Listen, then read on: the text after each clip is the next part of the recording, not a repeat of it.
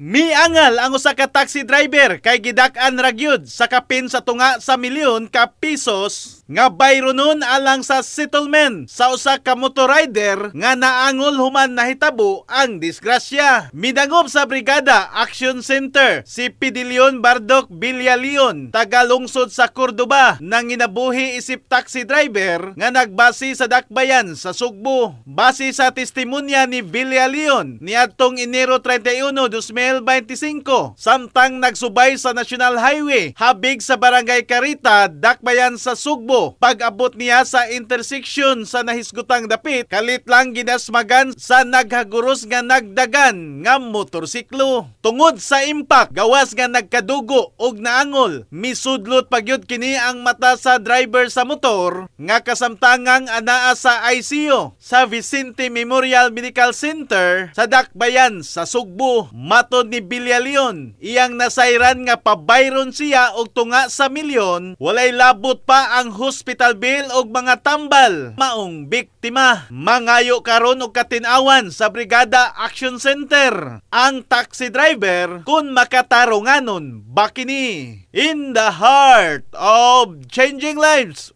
ako si Brigada Alan Tangkawan sa 90.7 Brigada News FM Cebu, the Music and News Authority.